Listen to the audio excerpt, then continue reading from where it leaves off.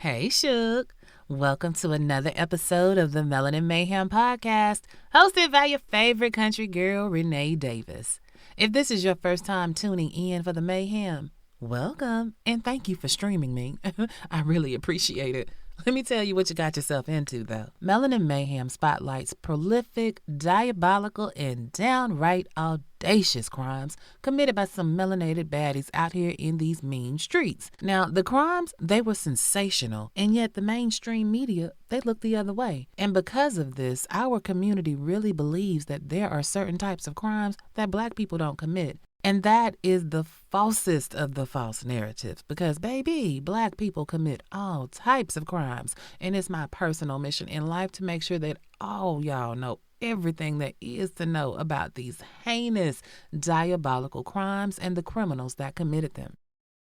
Now that we've gotten the pleasantries out of the way for our newbies, to my most favorite people in the whole wide world, next to my children and my dude, the New Orleans Nation.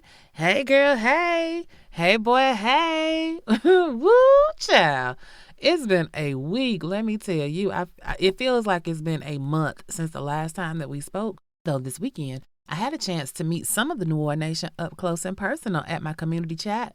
Shout out to those of you who were able to make it out. I appreciate you spending time and gas to hang with the country girl because y'all came from far and wide. And again, the girl that you love to listen to appreciates you. Now, speaking of the live event, it was dope, and we had a very good discussion about the Atlanta child murders. Now, I really thought that I would be able to post the video of the event to my YouTube page this week, but honey, the editing of it all is not my ministry.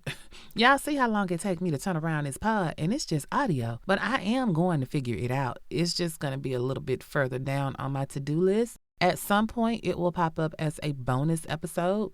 But that being said, I keep it a buck with y'all because y'all my people and y'all know what I be going through. I ran out of time this week to do the proper research on the Mayhem Maker that I had down on the docket for today. So instead, since you couldn't be there and this has been requested by so many of you, we're going to talk about the Atlanta child murders today. So since we don't have a Mayhem Maker to talk about per se, we're going to tell this story a little bit different, and I'm going to focus more so on what led up to the trial, the actual trial itself, and of course, I cannot talk about this without talking about Wayne Williams.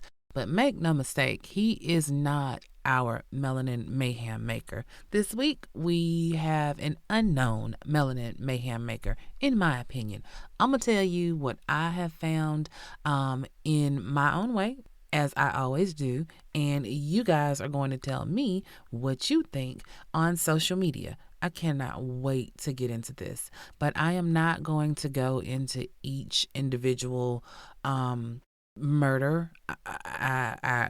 My heart, I wanted to do it justice, and I can't do that in 1 hour. We already know what happened. We're going to focus on the police investigation, the community response, as well as the number one suspect. We're going to talk about the trial, and I have an audacious and diabolical crime that no one has been convicted of.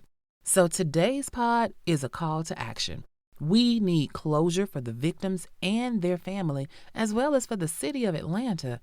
After you listen to this pod, I legit want you to reach out. I want you to post, and I even want you to make some phone calls to some people. I'm talking about people like the district attorney. In this case, that would be Fonnie Willis. We know her for her other issues with the YSL and this, that, and the third, and her extracurricular activities. You know what I'm saying? But we need to talk to Fonnie about reopening this case. You can reach out to the mayor, Andre Dickens. Yeah, he wasn't around then, but he's the mayor now, and he has the power to make some things happen. And anybody else that y'all can think of, call them, write them, email them, shout them out, put some pressure on them to open these cases back up because justice has not been served, and that's a goddamn shame. So without further ado, bringing to the front of the congregation one of the most heinous crimes to ever happen in the city of Atlanta, the Atlanta child murders.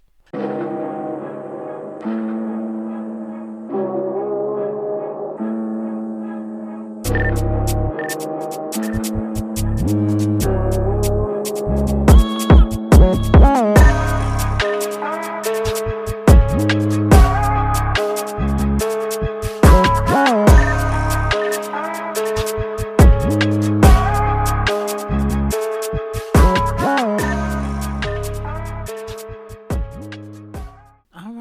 get into it. Like I said, this is a very heinous crime that happened right here in the city of Atlanta. And to date, as of, June 2025, no one has ever been prosecuted for the things that we were about to talk about. It's like everything was just swept under the rug. And y'all know, as a community, we do that pretty well. And, the not so nice things, the skeletons, the bullshit, we just push it to the side, push it to the back of our minds, and we move on. But we cannot continue to do the same thing.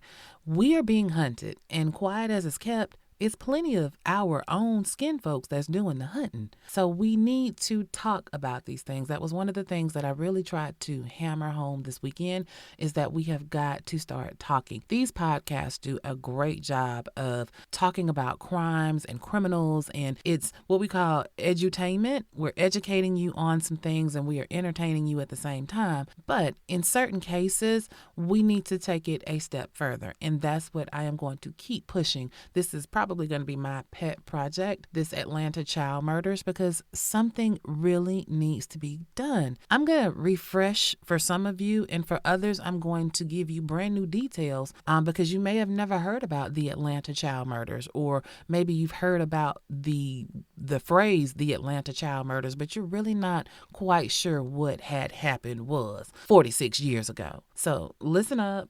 Grab a box of tissues because you might get a little weepy eye because this is some sad shit. 46 years ago, Miss Willie Mae Mathis sent her son Jeffrey to the store to get her a pack of cigarettes, and she never saw 10-year-old Jeffrey Mathis again.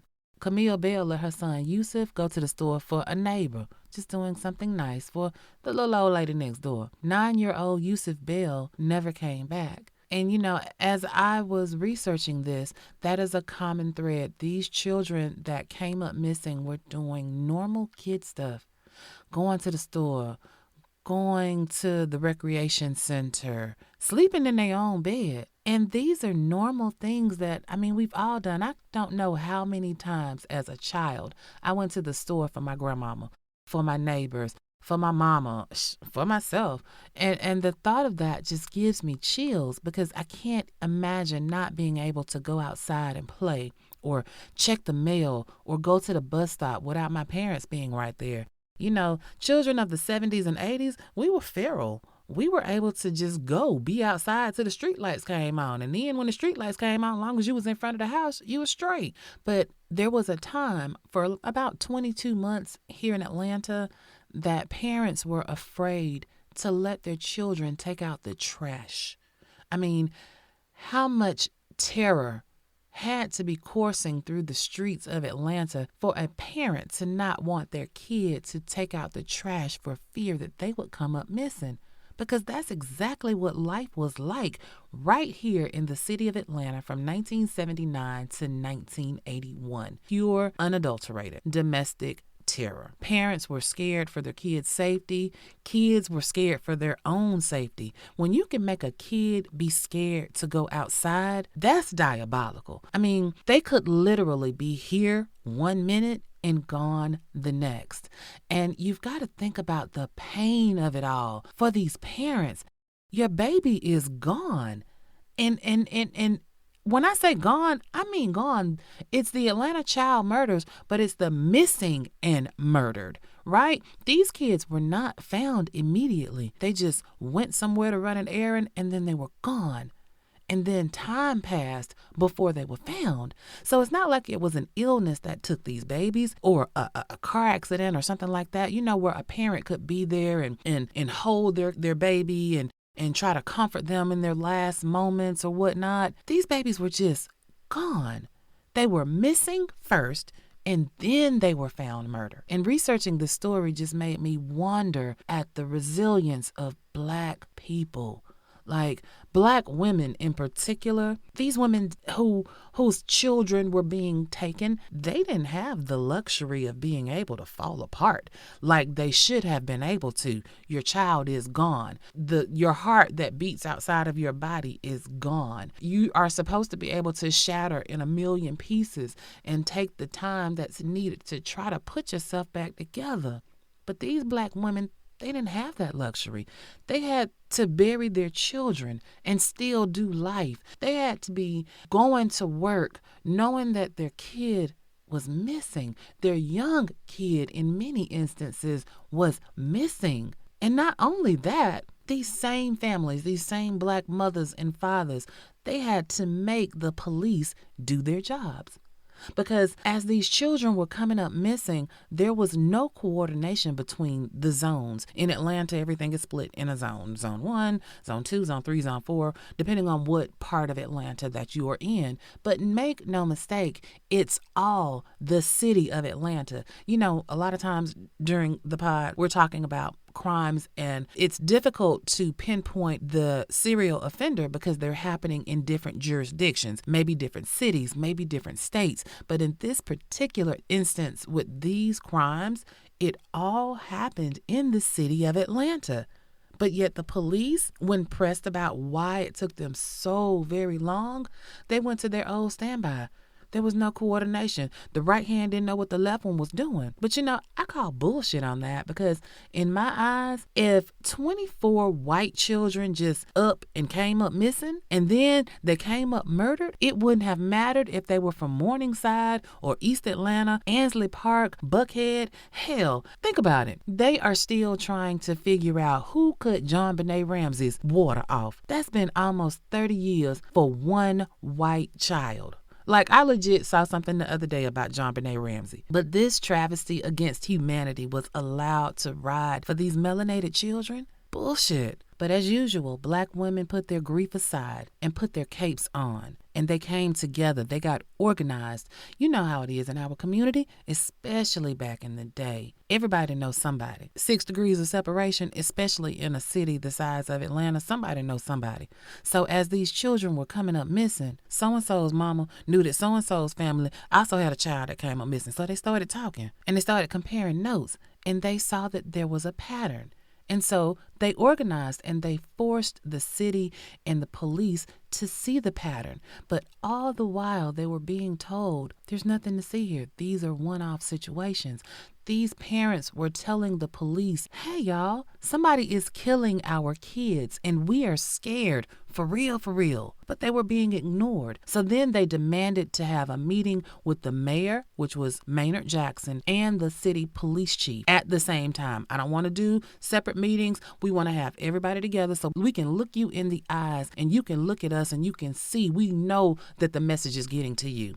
And they got that meeting with the mayor and the police commissioner, and they laid out the facts. And, you know, they took the meeting and then they started with the platitudes, you know, our thoughts and prayers. We're doing everything that we can. And, you know, we'll look into this, but, you know, are you sure? We have no reason to believe that there's a serial offender. You know, all that bullshit that they spout. But these Black mothers and their families, they said, okay, you ain't gonna do nothing about it. We're gonna take this shit to the streets. And that's exactly what they did, because the voiceless have to be able to be heard. And sometimes I'm thinking about the riots and things that are going on in LA and right now, when people don't listen to you. I think it was Malcolm X that said rioting is the language of the voiceless, or I might have just butchered that quote. But something along those lines, you know what I'm saying? So after they went to the streets and they started organizing and getting the word out and putting pressure, Mayor Maynard Jackson announced that he was forming the Missing and Murdered Children's Task Force on July 17th, 1980. Now, this was a whole year after the murderation started. It took a whole year for a melanated government to take some real action for the melanated children of Atlanta. Do y'all remember? There used to be a PSA. It went something like, it's 10 o'clock. Do you know where your children are?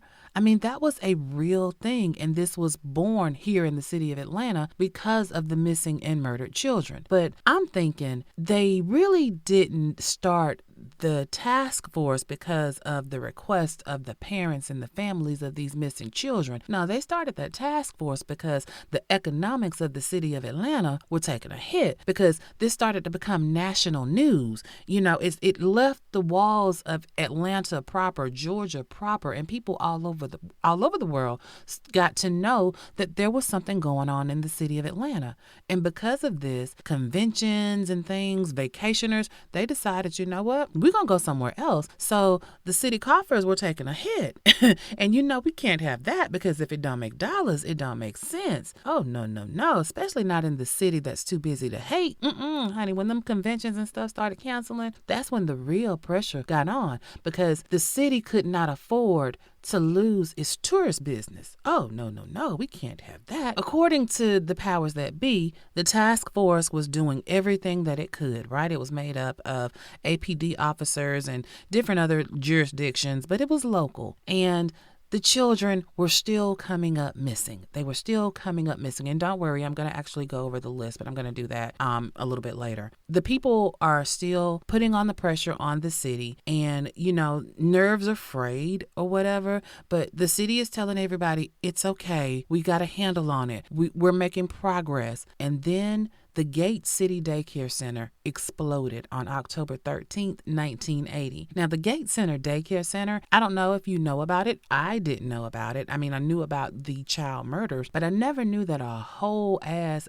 building exploded. Let me tell you what happened. October 13th, 1980. Now, the Gates City Daycare Center was in the middle of a housing project, the Bowen Homes, over off of Bankhead. This is a housing project of the 80s. So, it's all black. It's low-income housing, and this daycare center served the residents and the people of the area. When this building exploded, 5 people were killed. Of those 5 people, 4 of them were children, and 1 of them was a teacher. Baby, when I tell you, when that daycare center exploded, that was the straw that broke the camel's back. You got people who are already on edge. They already feel like they're being hunted. They already feel like the police and the mayor and city government is not doing all that they can. And now it's going to escalate to a explosion? Are you freaking kidding me? Oh, baby, they was fixing to riot in the streets of Atlanta, just like how they are doing right now in LA.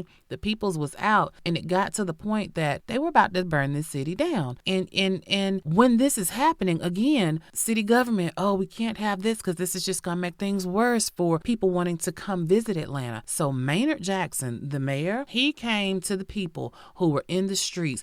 He came out there like Joe Clark with his bullhorn, trying to calm everybody down. And in my mind, I can see it from both sides. I can understand the people, nerves on edge, ready to tear some shit up because y'all aren't listening to us and you all aren't doing enough. And I can understand from the mayor's perspective, I can't have these people burn the city down. I can't have them burn the city down. So in my mind, what happened next sounds a little shaky. So as the people are getting ready to riot and they cussing and carrying on in the streets, Maynard Jackson with his bullhorn is telling everybody to calm down. People, is not what you think it is. Just listen to me. Let me talk to you for a minute. Maynard Jackson gets on his bullhorn and he tells the people that the explosion at the Gate City Daycare Center was not an act of terrorism. Oh no. He says that what had happened was that a boiler had malfunctioned, and that's what caused the explosion. I've had to sit with this one because every time I even come across this, my bullshit meter just goes completely haywire. A boiler? Yeah, I know it's possible. Absolutely. But I am a little long in the tooth. I've been around a little bit, and I have been in all mannerisms of situations where we done nigga rigged up some type of heating and air conditioning type of situation. You know what I'm saying? And I ain't never seen nothing explode. I mean, I haven't. Have you? Again, I know it's possible, but probable? In the middle of a slew of black children being taken and killed, a daycare center full of black children explodes. I don't believe in coincidences. Yeah, I guess I do believe in coincidences, but I don't think that this was a coincidence, and I don't believe no damn boiler exploded. I don't. It just does not ring true to me. But if I am the mayor and I don't want the people to tear my city apart, that's a pretty plausible explanation to get them to calm down. And it worked. It absolutely worked. The people calmed down. They did indeed calm down. You never heard about the Atlanta child murder riots. That's because they didn't riot. They protested, yes, but they did not riot. So Maynard Jackson was able to save the day. But again, in all my years, never seen nothing explode. I mean, I know you can have a gas leak, this, that, and the third, but normally you smell that. I'm just saying. And since then, not another boiler has blown up. That was the only one. Smells a little like bullshit to me. It's getting kind of thick. But Maynard Jackson was under pressure. He was getting it from all sides. The people were standing on his neck.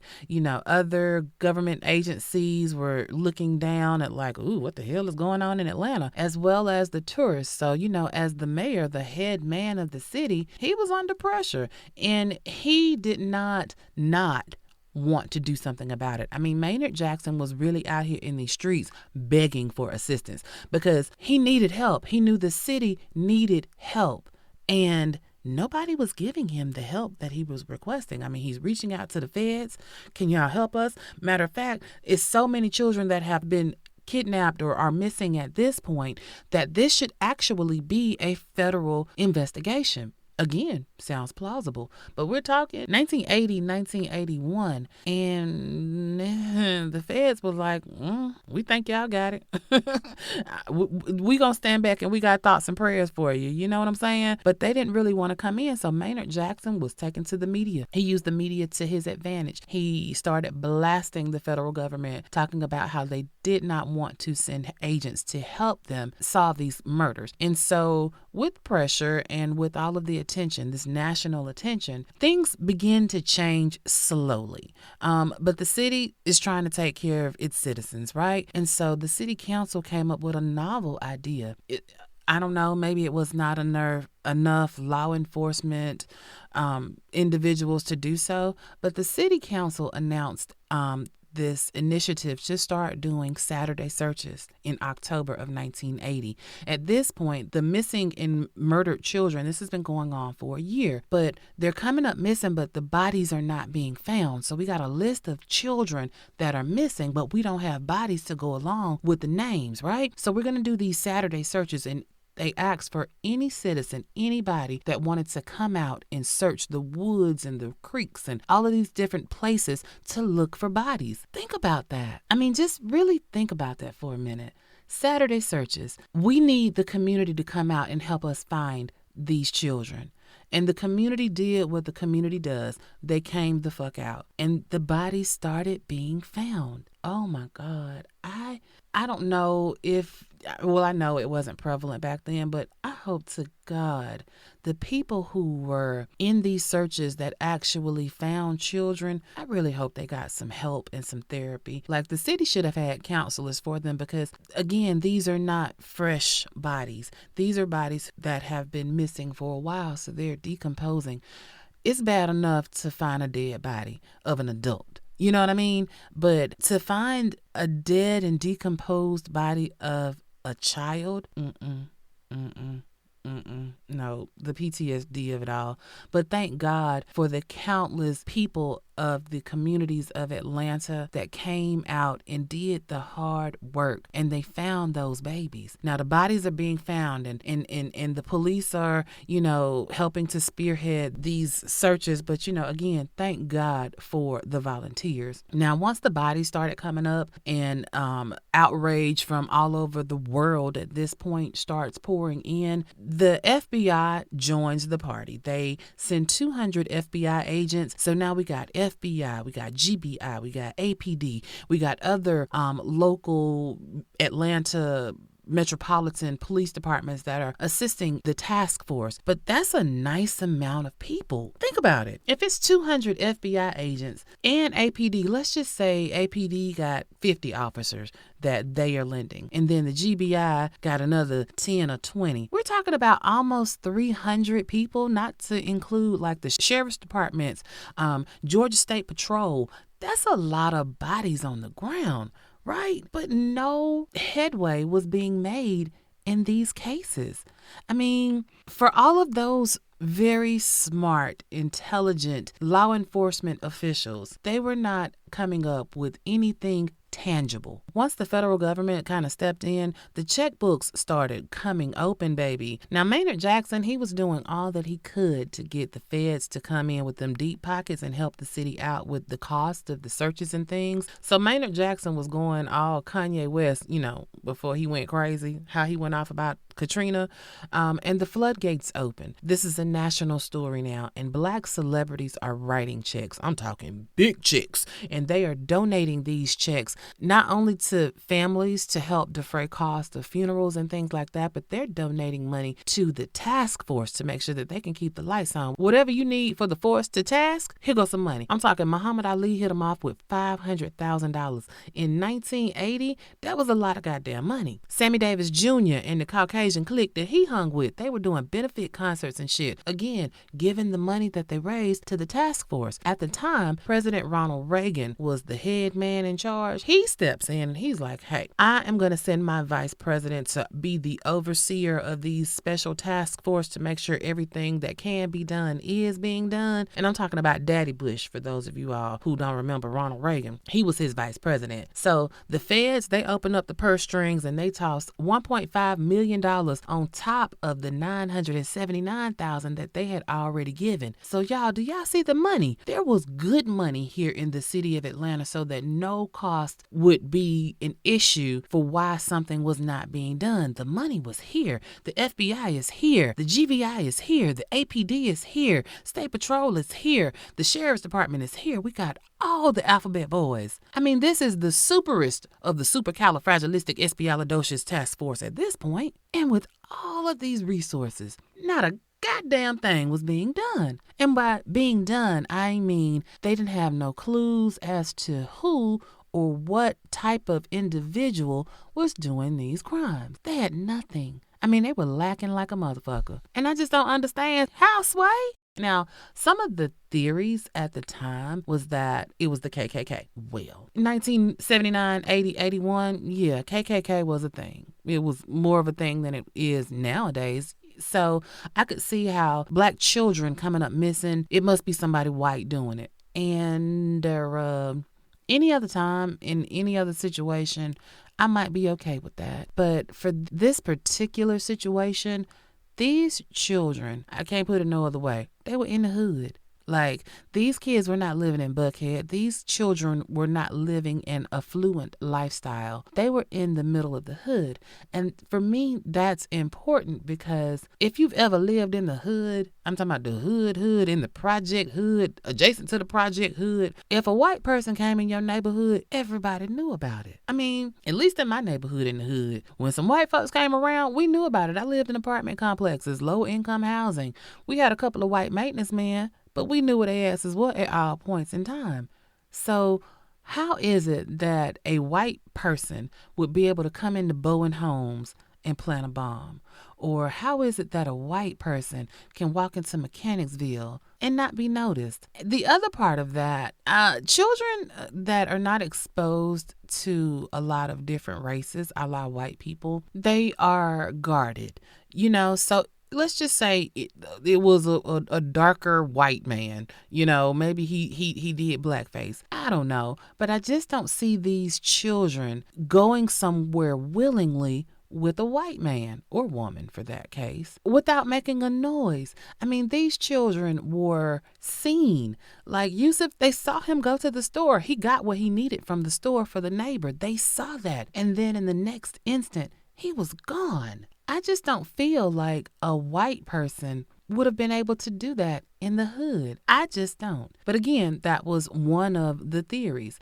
The other thing was that it wasn't one particular killer, it was multiple offenders. I can go with that too, because when I get into the actual victims and I tell you how they died, you're going to see that the MO was kind of all over the place, right? So they're thinking, okay, KKK or multiple offenders, but they don't know who in the KKK, if it was the KKK. And if it's multiple offenders, they didn't have a clue who the fuck these multiple offenders were. So the task force, with all of this cash they got, they decided that they were going to start staking out the bridges. Because what had happened was, in the beginning, the children were being found in the woods, like just discarded in the woods. And then they made an announcement on the news that said, we're going to start looking for fibers on the bodies of the victims. Maybe that will help us determine who or whomever is doing these crimes. And so the killer changed his MO, and instead of dumping them in the woods, he started throwing them in the Chattahoochee River. We call it the Hooch. So the task force, they decide, since the killer is now using the bridges to get rid of, we think, let me rephrase that. We think the killer is using the bridges to get rid of the bodies. So what we're going to do is we're going to start staking out the bridges that run along the Chattahoochee River. Now, mind you, when I say stake out, I'm not talking about they put up roadblocks, which in my mind, if you think somebody is going on a bridge to dispose of a body, it's only two ways on a bridge. You can come on one way and leave off. I mean, there's not multiple entry and exit points. So you put somebody at both ends of the bridge, and you do like a sobriety checkpoint, right? Everybody that's going to cross these bridges, we're going to look in your car. We're going to see, because we think somebody is transporting a body to a bridge to throw the body off. But that's not what the task force did. Oh, no. Their stakeout was to put people under the bridge. Now, what in the hell kind of sense did that make? I mean, I don't care how many times I have turned this over in my mind. It don't make sense on paper. It don't sound good at the time. You under a bridge in the dark. What the hell can you see? The bridge is way up there. You can't see on top of the bridge if you under the bridge. So how you know what the fuck is going on top of the bridge? But that's what this very smart task force did. They did their stakeouts, and they placed police officers or law enforcement members underneath bridges. Well, this is how Wayne Williams enters the story. On May 22nd, 1981, a police cadet stationed under a bridge says that he heard a splash around 3 o'clock in the morning. He radios up to somebody on top of the bridge, mind you, somewhere at the top of the bridge, that I just heard a splash and I see some headlights. The next car that comes off the bridge, it's Wayne Williams. They pull over his car. They search it from top to bottom. They find nothing. They question him while they're searching. He answers all of their questions. He's, very open. And according to Wayne Williams, he saw one of the badges on one of the officers, and it was one of those special kind of badges. And he was like, oh, you're on that special task force for the missing and murdered children. This is for one of them stakeouts, huh? Just, asking questions. According to Wayne, he, like many people, knew some people who knew some people, and it was not a secret that the task force was going to be scoping out bridges. He knew about it, and I think in some mannerisms, he was a looky-loo. He claims he was on that bridge going to go see a woman about some music. He couldn't find a payphone. This is the 80s. There are no cell phones. He couldn't find a payphone, so he just turned around and he's going to go back home. He also wanted to see what he could see. That's his excuse for, one, why he was on the bridge, and why, he's being so friendly and chatting up these police officers. They let Wayne Williams go that night, I should say. They let him go because they didn't have anything. They didn't find anything in his car, and he answered all of their questions with a reasonable response. But even though they let him go physically, they didn't let him go as a suspect. It was the Wayne Williams show from this moment on. Well, 3 days later, after they stopped Wayne Williams on that bridge, the body of Nathaniel Carter is found in the Chattahoochee River. Nathaniel Carter is not a child. Nathaniel Carter is an adult. And since Wayne Williams was on a bridge, it must have been Wayne Williams that threw Nathaniel Carter out of his car on that bridge. That's a leap. I mean, that's a leap because that implies that there is no other way this person could have ended up in the water. I mean, I don't know about y'all if you're not in a landlocked city. If you've ever seen a body of water anywhere, there are multiple ways to get to the water. You don't have to just throw somebody off the top of a bridge. You can pull down somewhere and walk over to the river's edge or the stream's edge or whatever and throw somebody in. But for them, for all intents and purposes, Wayne Williams was on a bridge and 3 days later somebody showed up dead. So we got our guy. But again, Nathaniel Carter is an adult. He is not a child. And the task force is for the missing and murdered children. So who in the hell thought it was a good idea to be like, you know what? We got all this cash. Let's spend some of it on investigating the murder of an adult. But that's exactly what they did. And Wayne Williams, prime suspect, only suspect. Now, at the time, Wayne Williams is 23 years old and he lived at home with his parents. Both of his parents, they were retired school teachers. And this brings me to my next point of contention. You mean to tell me that this young man living at home with his parents, they don't live in a McMansion or anything like that, just a regular size house. You mean to tell me that Wayne Williams is killing all of these people at his mom and them house and mom and them ain't heard nothing? What? Come on now. Can't nobody hear like your doggone retired parents in the 80s. Can't nobody hear like them. You bump something, they be like, what that was? You mean to tell me that this man has killed 24 people in his mom and them house? Okay. Anyway, Wayne Williams, he is a freelance photographer and he is also an aspiring music producer. He ran a radio station out of his mama and daddy house. And as an aspiring music producer, he would go around and give out cards and put up flyers asking for, if you got a talent, if you know how to sing, you know how to play an instrument, hit me up. He was trying to get his Jermaine Dupri on before Jermaine Dupri was Jermaine Dupri. And that is not uncommon for a 20-something-year-old to be bit by the music bug, right? But they say that he used that as a ploy. So again, Wayne Williams is the only name that's being mentioned when the police are talking about the case. It's all about Wayne Williams. On June 3rd and June 4th of 1981, the FBI brings Wayne Williams in and they question him at FBI headquarters for 12 hours. Hard. Ooh, they hit him. No breaks. They was on his ass for 12 fucking hours, and Wayne didn't break. For 12 hours, they interrogated him. They grilled him, and then they let him go. They let him go. This is the FBI, y'all. He has talked to Atlanta police, and now he's talking to the FBI. And between these two interviews, these two interrogations, y'all didn't come up with anything to hold him on? Okay. But when they let him go, they didn't let him go. He was free to walk out, but it was on some, we'll be right on back to get your ass. So instead of trying to find the criminal who committed the crime, they found a crime to fit a criminal.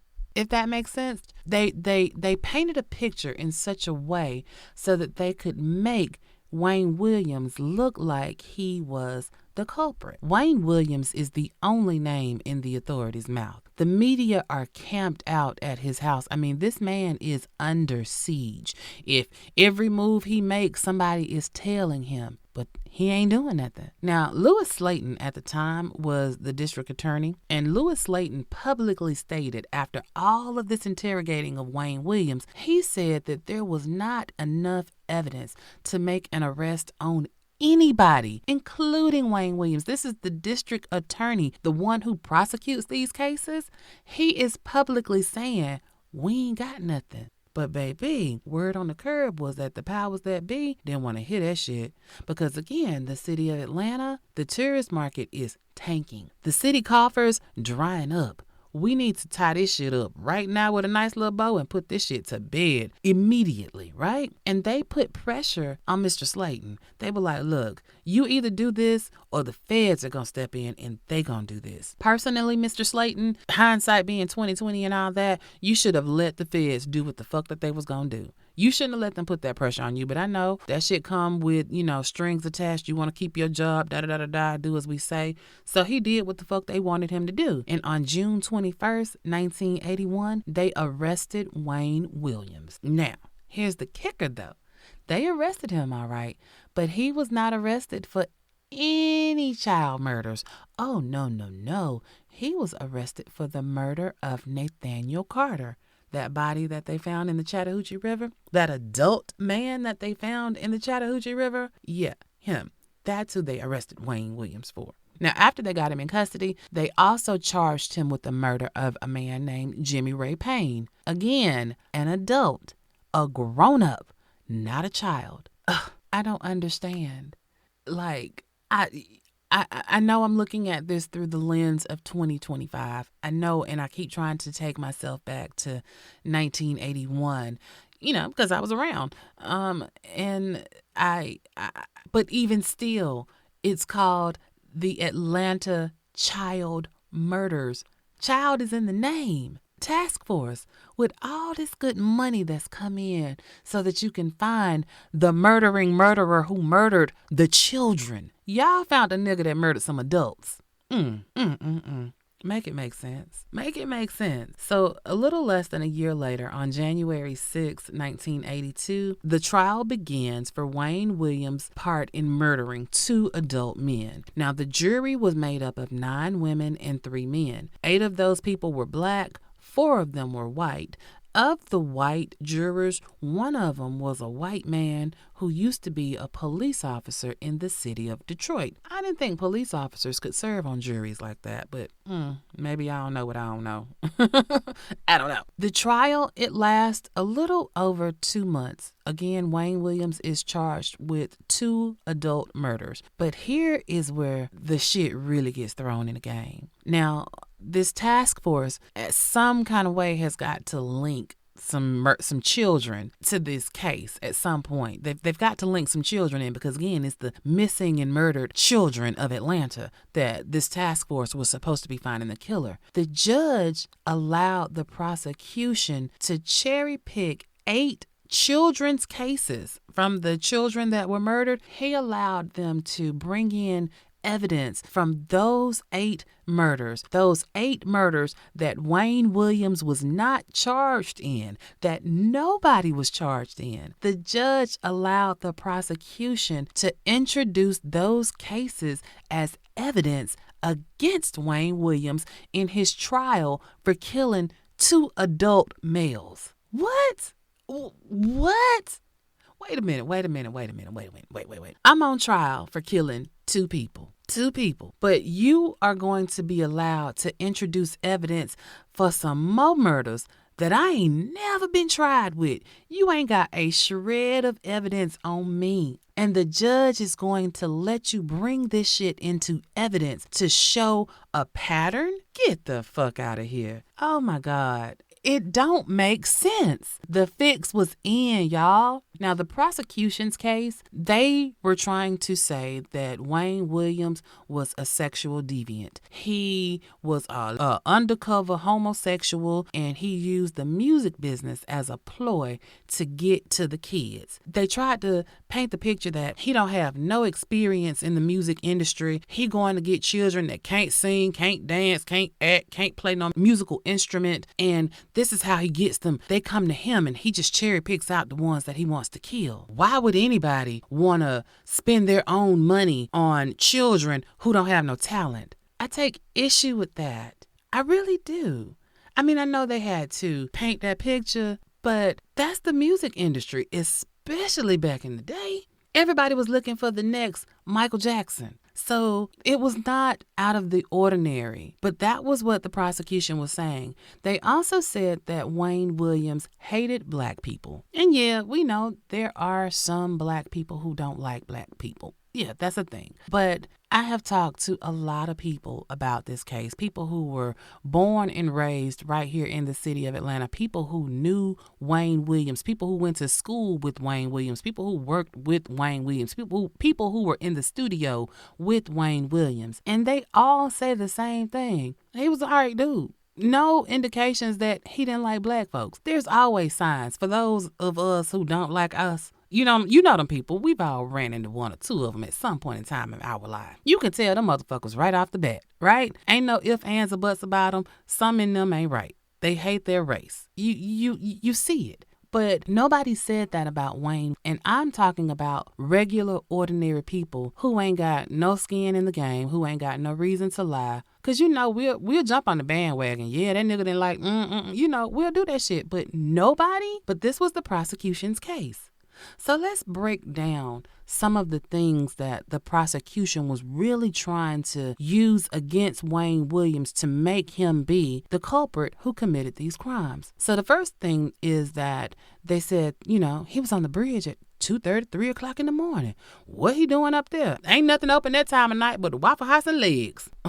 Well, wait a minute. He's 23 years old, y'all. 23. If ever there is a time to be out and about in the wee hours of the morning, it's going to be when you in your 20s, when you got all that good energy to go from the club to the after party to the hotel and the this and the that. Man, I did a whole lot of my good partying at 2:30, 3 o'clock in the morning. In my 20s. Can't do that shit now. 2:30 in the morning, I'm usually somewhere curled up in the fetal position if I'm lucky. But they were like, oh, he guilty because he was the only one out. Bruh, he had been at the club. He in the music industry. So, sessions in the studio, they can happen any time of the day or night.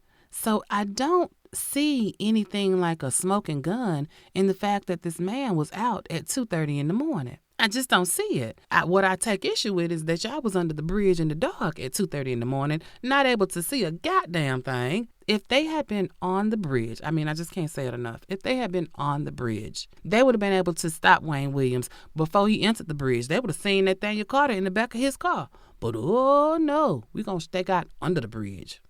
Okay, whatever. Moving on. So remember I told you that at a certain point, they announced that they were going to be collecting fibers from the bodies of the victims. So one of the sticking points was this particular set of green carpet fibers that they found. And they were like, oh, this green carpet was found on the victims. And at Wayne Williams' mama and them house, they also had one of these green carpets. So he is the one. Well, I don't know if you was around in the 70s and 80s. But everybody had green carpet. It wasn't like this green carpet was a special made carpet. It wasn't like his parents went down to a rug maker and said, look, I want you to make me a unique, one of a kind. Nobody else has this rug just for me in these dimensions. No, they went to a carpet dealer and bought carpet. This carpet is in many people's houses. It's in many businesses. So this is not a unique fiber to just Wayne Williams's house. He might have had that type of carpet in his mom and them house. Absolutely. But you cannot say that it was excluding everywhere else. Anybody could have had this carpet, right? That's not a smoking gun. But what they didn't talk about was the fact that hundreds of fibers were collected off of the victim's body. Hundreds. And none of those fibers matched anything around Wayne Williams. Not his car, not his house, not his room. None of that. Well, speaking of fibers, one of the victims, 12-year-old Charles Stevens, he was found October 10th, 1980. And they said that 2 fibers on his body matched fibers from the carpet in 2 cars that Wayne Williams drove, a Chevy wagon and a 1979 Ford LTD. Now, that might be like, ooh, oh shit, Wayne, they got your ass now. Explain that shit away. Well, actually, it is easily explained. Y'all, Charles Stevens was found October 10th, 1980. That 1970 Chevy station wagon that they talking about matched that Wayne Williams had, they didn't get that Chevy until October 21st of 1980. We're talking 11 days after Charles Stevens was found. So if he didn't have the car that this fiber goes to, how the hell can you say he the one that did it? He didn't even have that car yet. So then they were like, oh, well, what about the LTD? Guess what? That Ford LTD with the fibers that match, Wayne Williams' Ford LTD, was in the shop when Charles went missing. It was in the shop. Like, they had receipts. The mechanic, Wayne Williams, did not have access to the car. So if he didn't have the cars, how was he able to commit murders or transport the bodies in the car that he didn't have? Make it make sense. Like, Stevie Wonder can see that there's some bullshit. Something about this is not right. Well, what about this, Nate? They also found 1 drop of blood in Wayne Williams' car. 1 drop of blood underneath the front seat. Well, we got you now. We got blood evidence. But wait, that drop of blood, the blood type was B, type B blood. None of the children, not one of these 24 children had type B blood.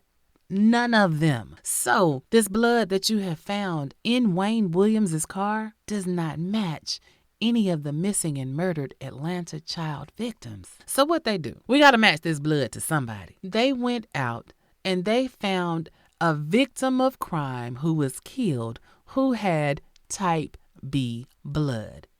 Yes, a 28-year-old black man named John Porter.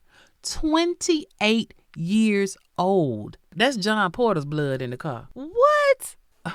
They didn't charge him with John Porter's murder, though. If that's John Porter's blood, and you done put John Porter's name on the list of the missing and murdered Atlanta children, come on, man. 28 years old? Come on, man. But this is what the prosecution is laying out. Like, this is straight from the case. This is straight from the trial. In an unusual turn of events, normally in these type of situations, the defendant does not take the stand. We normally say they ass is guilty if you don't want to get up there on the stand.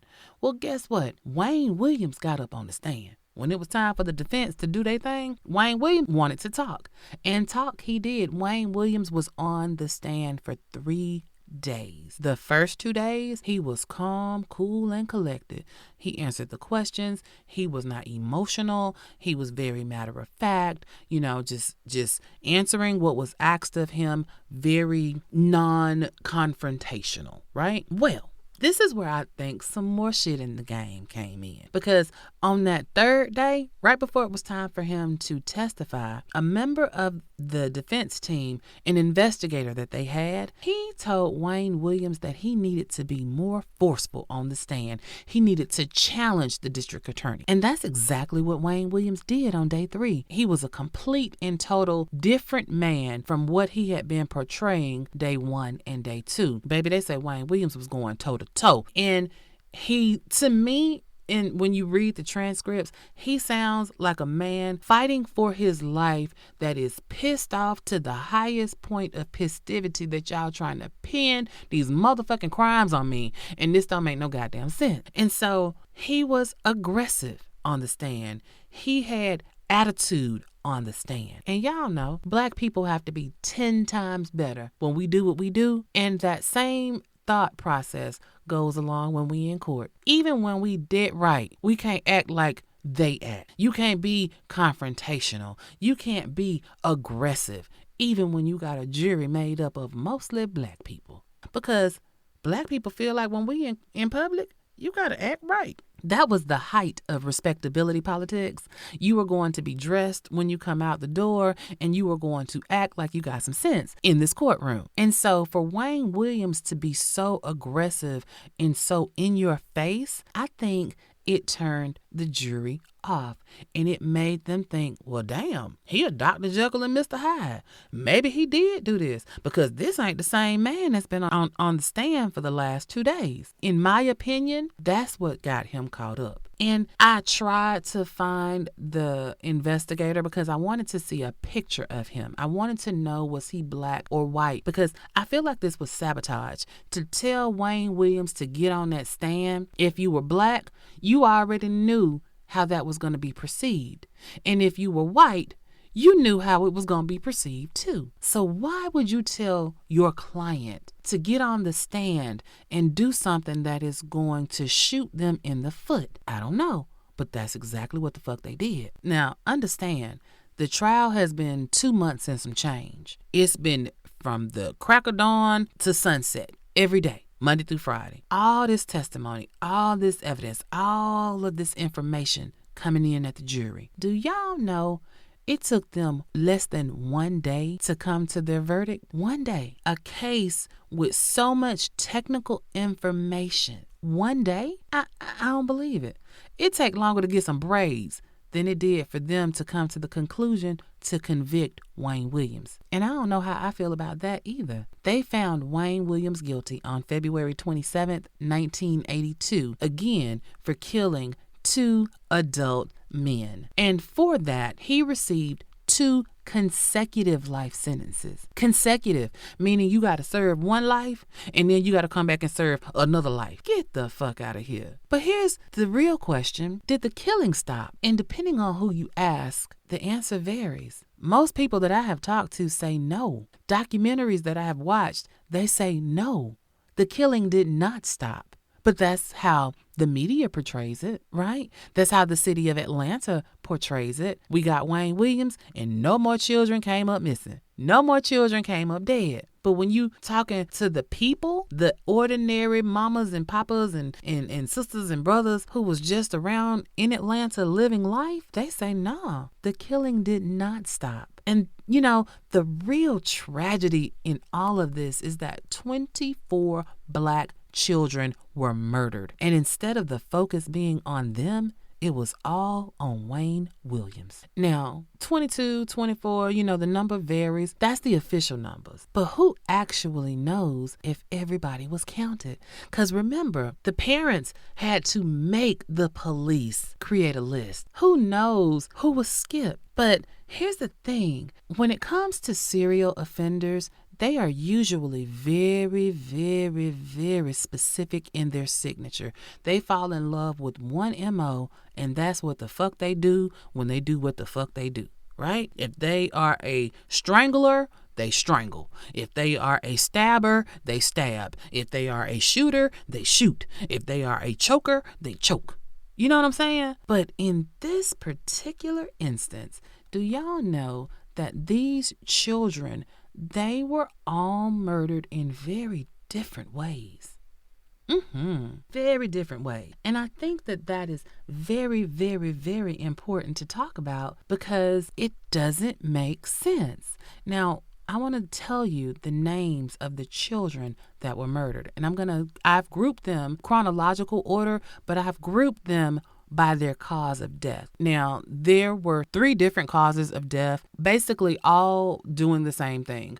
The children weren't able to breathe, and because of that, they are no longer with us, whether that was asphyxiation, strangulation, or smothering, right? 3 different ways. All 3 mean you can't breathe, right? And that's how you die. So we've got 13-year-old Alfred Evans, who was found July 25th, 1979. 9-year-old Yusuf Bell, October 21st, 1979.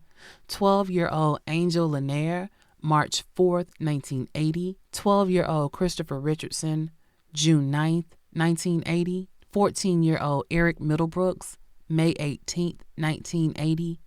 10-year-old Aaron White, June 23rd, 1980. 11-year-old Earl Terrell, July 6th, 1980. 13-year-old Clifford Jones, August 20th, 1980. 12-year-old Charles Stevens, October 10th, 1980.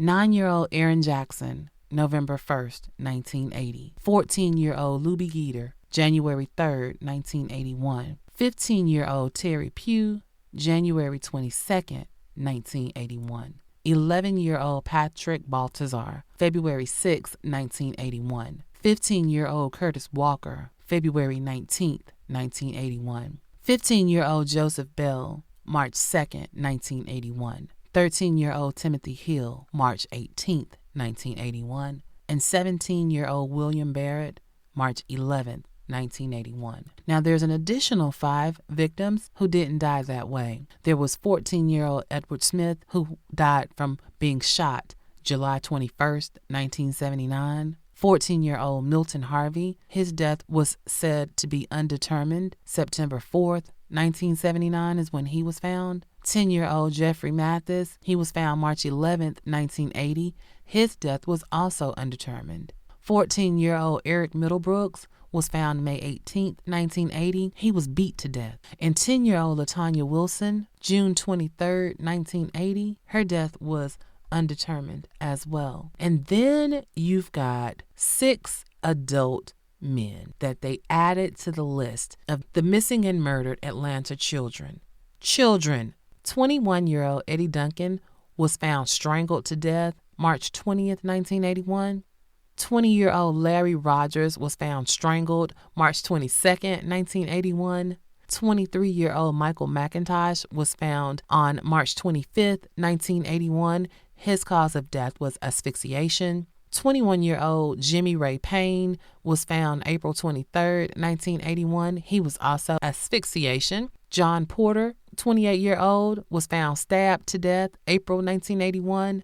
And then Nathaniel Carter, who was 27-year-old and was found May 22nd, 1981, which had a cause of death of asphyxiation. These 6 adult men, if you look on any list for the Atlanta child murders, these 6 grown men are listed. 6 grown men. And for the life of me, when have you ever in the history of America seen an adult, once they literally reach the age of 18, definitely by the time they reach 21, when have you ever known a young adult male to be treated as a child, either by a cop or by a judge, if they get in trouble? So how is it that if we don't treat them like children in life, we can lump them in with the children in death? It doesn't make sense. But here's another kicker, y'all. All of these children died horrific deaths, full stop. But as I was deep diving into the FBI case files, y'all, some of the details, wild, super wild. What stood out to me the most of these children were out and about doing things in the community, going to the store, at the recreation center, sitting at the bus stop, something in the community. But Latanya Wilson, which was also an anomaly because she was a girl. Most of the victims are boys, right? Latanya Wilson, one of the 2 girls on this list. Listen to what is in the official FBI record as to what happened to Latanya. Now, according to a neighbor, they said that they saw somebody at Latanya Wilson's house. They took out a window pane. They watched them open the window, sneak into her house through that window. This person who has snuck in Latanya's house goes in and out of the window 3 times. So, okay, they're robbing the place. I don't know why every time I see this, I have a vision of what is that, next Friday? Santa Claus in there robbing the place. This person is coming in the wee hours of the morning, robbing Latanya Wilson's house. Okay, that's bad enough. But this neighbor who's watching all of this happens says this person goes back into the house a 4th time. And mind you, the window that they're going in, it's the window to the room where Latanya's brothers are sleeping. This person walks down a hallway past Latanya's parents' bedroom. They go to Latanya's room, the room that she shares with her 2 sisters. Everybody in their beds asleep. Everybody. This unknown person picks Latanya up and goes back out the window with Latanya. Mind you, this is all the account, an eyewitness account of a neighbor. What? What I first want to know is, who the fuck kind of neighbor is this? Like, if you watched your neighbor's house get broken into and robbed, that's bad enough. Ooh, that's trifling. But you know that whole stay in your lane, I know that's a thing. When you watched your neighbor's house get robbed and then you watch them come out the window like bruh man on the 5th floor with a child and you didn't say shit, bruh, that's suspect like a motherfucker. LaTanya was taken from her home in the wee hours of the morning. That really happened. Which one of these is not like the others? LaTanya was not out in the community doing children shit. LaTanya was in her bed, in her house, with her family around her, and somebody took her. Or at least that's the official story. That shit don't make no sense to me. I know we sleep hard. I know we do. I have picked my grandbaby up and she didn't stir. I've seen that. But what kind of dexterity are we talking here? To come out a window with a kid? Holding a kid? And y'all saying Wayne Williams did that. Oh, okay. Okay. Okay. Now, there's another case as well. 12-year-old Clifford Jones. His case has given me pause because originally when Clifford Jones came up dead, the police had a suspect in his murder because there were eyewitnesses who said that 2 men, James Brooks and Calvin Smith, are the perpetrators who killed Clifford Jones. Say that they saw James Brooks grab up Clifford Jones. He had a laundromat that he ran and he lived behind the laundromat. So they took this little boy, they took Clifford, they raped him, they strangled him, and they threw his body at a trash can a couple of doors down. This is in the hood. He was seen. Eyewitnesses told them, we saw James Brooks and Calvin Smith rape and kill Clifford. The eyewitness described everything Clifford had on, down to his shoes. Clifford Jones, he also had them same green fibers that they put so much emphasis on. Same green fibers were found on his body. With the eyewitnesses who say that James Brooks and Calvin Smith are the ones that did that. But the police were like, we got a suspect. His name is Wayne Williams. We ain't studying no goddamn James Brooks and no Calvin Smith. And they didn't. They didn't do anything with that information. Y'all, I am not a proponent for Wayne Williams. I am a proponent for finding who the fuck committed these murders. And if Wayne Williams is the one that did it, then let us go ahead and take his ass to trial because there is no statute of limitations on murder. There isn't. So let's go ahead and stop with the innuendo. Let's actually put this shit to bed. Because again, the travesty in this all is that the children are dead and there is no one in prison for their murders. Also, another travesty, these babies lost their lives in a most tragic way. Everybody knew about it. National news. Do y'all know there wasn't even a memorial to the victims until 2023? Just 2 years ago. 2 years ago this month, June of 2023, 44 years after the massacre of these babies, they put a memorial up for them. That's trifling. That's trifling. And like I said, y'all, I'm not a conspiracy theorist, nor am I campaigning for Wayne Williams. I am presenting the facts to y'all as I have read them, as I have researched them. And my point of view is that something in the milk is not clean. This evidence is trash.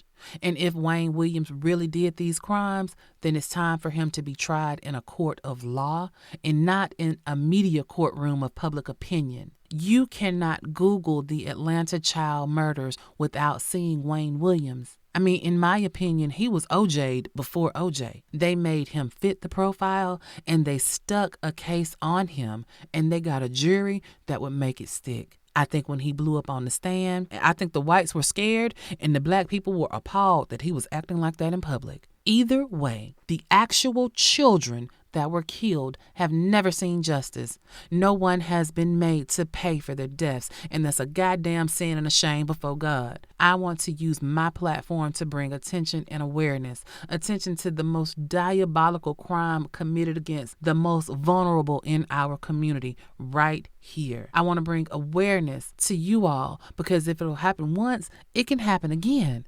It is happening. We still got missing children every day. Did Wayne Williams do it? I don't think so.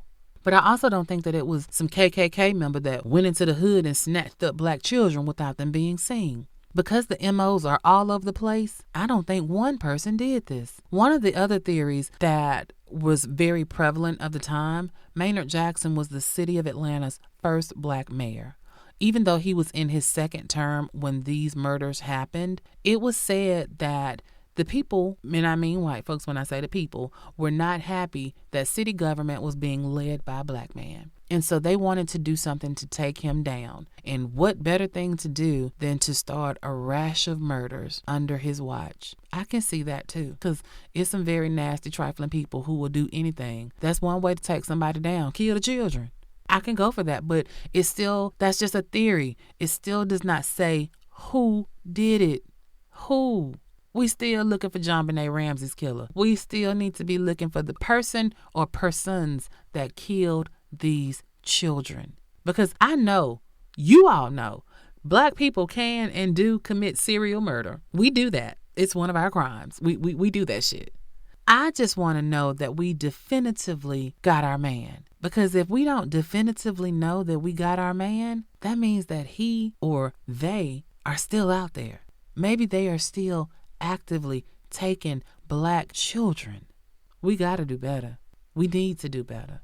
So please, y'all, I beg of you, if you feel like I feel and think that something about this ain't right, hashtag Atlanta child murders. Back in 2020, Keisha Lance Bottoms, who was the mayor of Atlanta at the time, she was also born and raised right here in the city of Atlanta and deeply affected by the Atlanta child murders because she was young. She was coming up. She experienced that fear. When she became mayor, when it was in her power, she had them reopen that case. Maybe you heard about it. They had some of that good old evidence that they kept talking about because 2020, the technology is so much better than it was in 1980, 81, 82. Let's retest all of that evidence. And I thought that was great. We finally are going to get some definitive answers about who did what. And then it was silence. Now, that in and of itself, for me, speaks volumes. Because please understand, the evidence was tested. It was sent off to one of those super duper labs that can take old degraded evidence and bring that shit back to life. They sent that shit off. Nothing ever came from it. Nothing. And one of the ladies at the community event this week, we've been chatting online, and she's doing a project also on the Atlanta child murders. And she reached out to the lab that did the testing, and they told her, oh, we've sent the evidence back to the city of Atlanta, APD. So you tested the evidence and we ain't heard nothing else about it. To me, that screams that the evidence didn't come up the way y'all thought it was going to come up. It didn't bring you back the results that you thought it was going to come. Because please understand, on time, Wayne Williams had been found on any of that stuff. If they could link any of that evidence back to Wayne Williams, we would be having a totally different conversation. We would be talking about the trial of Wayne Williams. But we're not. Nobody's talking about anything. I don't know.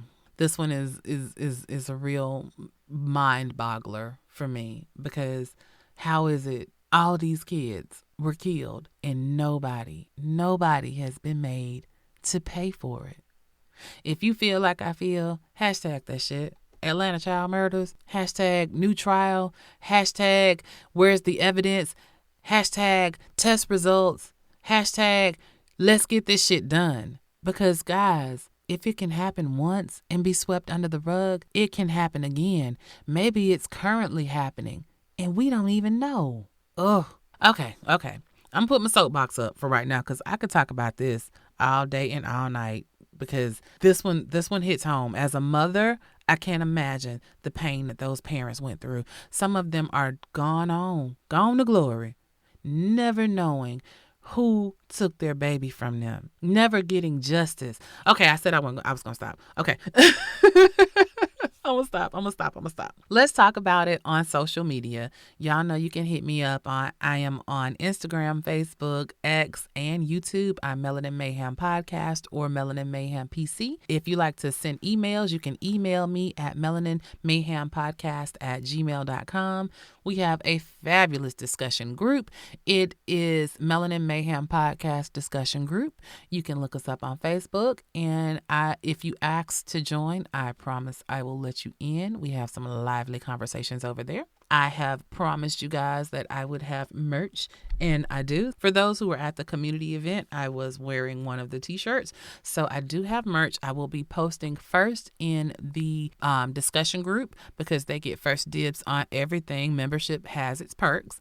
So I am going to try to get that up by this Sunday, get everything set up. But yes, I have t-shirts, and what else? We are also doing another event towards the latter part of the year with the Black True Crime Collective. So I'll be talking more with you guys about that. Not My Brother's Keeper, A Sip of Red Rum, and Melanin Mysteries and myself make up the Black True Crime Collective, the BTCC. Be on the lookout for tickets to a live show coming to a city near you. And what else do we have? I think that's it, y'all. When I tell you my brain is completely and totally fried, I promise you it is completely and totally fried. Today's New One Nation shout out goes to CSatch1991, who left a review on Spotify. Miss Melanin Mayhem, I love how you talk. I love how you tell such seriously dark and 100% true crime tales. You are super funny. You do a great job picking crimes that aren't on many other true crime podcasts to cover. Please do keep them coming. All right, CSatch1991, I do plan on keeping them coming. There is no stop, only go. And unfortunately, I've got so many more crimes and criminals to talk to y'all about. So I guess I'll be in business for a little bit longer. Thank y'all so much for hanging with the country girl. I got to get out of here. This thing is so doggone long. I'm going to leave as much of it as possible in here because it's important, and sometimes we need to have a little bit longer. So, maybe you'll take me from going to work, and you'll also be able to listen to the rest of it on your return home. You know how I like to end everything, same way. So, you know me. I need you to stay safe.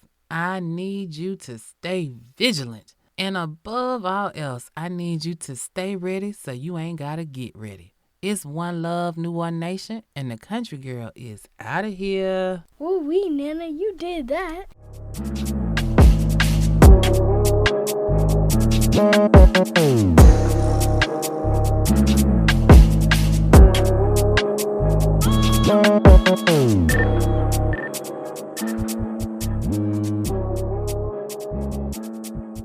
Wow.